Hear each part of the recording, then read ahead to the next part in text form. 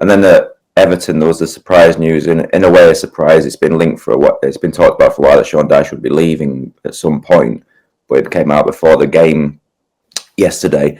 Do you think there's likely to be a significant conversation for Dyche after that deal, or do you think it might be quite limited?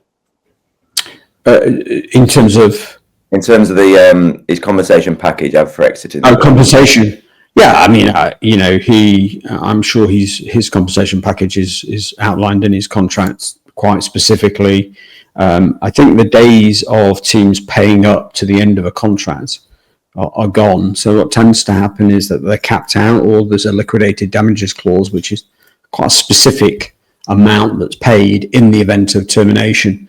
So, even if he had 2 more years, I can't remember what his contract was, but even if he had 2 more years left in his contract, the contract says that in the event that he is let go, he gets 1 year's salary, let's say. I would think it's going to be somewhere in that order. Probably, I don't think in the grand scheme of things it's particularly material, given the costs that have gone through Everton over the last 2 or 3 years.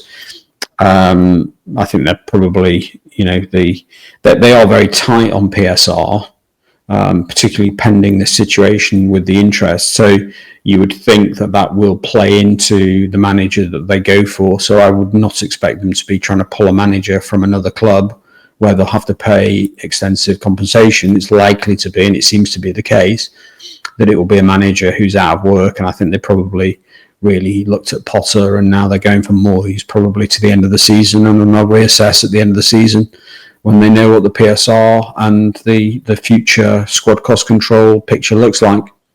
If it was to be Moyes, do you think it'd probably be on a similar kind of wage to what Dyche has been on Everton? Yeah, I would think so. Yeah, it feels about the same, and that's how they'll justify it, in that they've got limited bandwidth.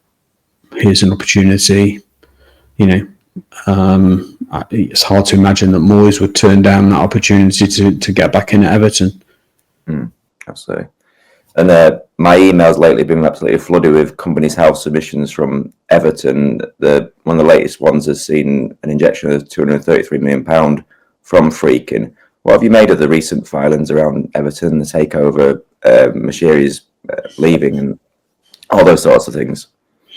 Well, there's quite a few. I mean, there's near £1 billion of restructuring has gone into Everton since the takeover, which is what you would expect. They had 450 million of Mashiri debt, let's call it.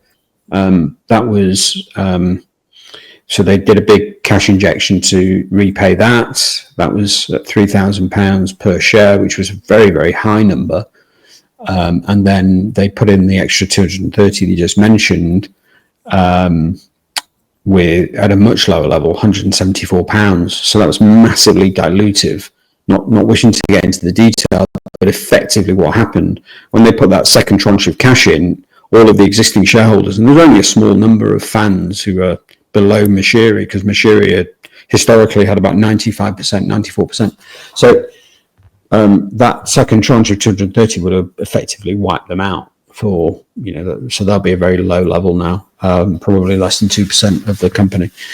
And I would think that eventually what they'll do is a squeeze out under the Companies Act, where they can effectively buy back those shares for probably £174 per share.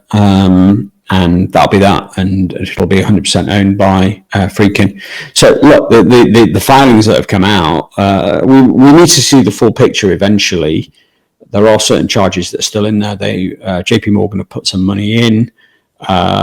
There's talk about JP Morgan doing a fundraise for about £350 million stadium financing, which I think they'll do, and quite possibly have already done it. And that what you're hearing about in the press is just the syndication of that loan, i.e. they've taken the loan on their books and they're just going to spread it around some other investors.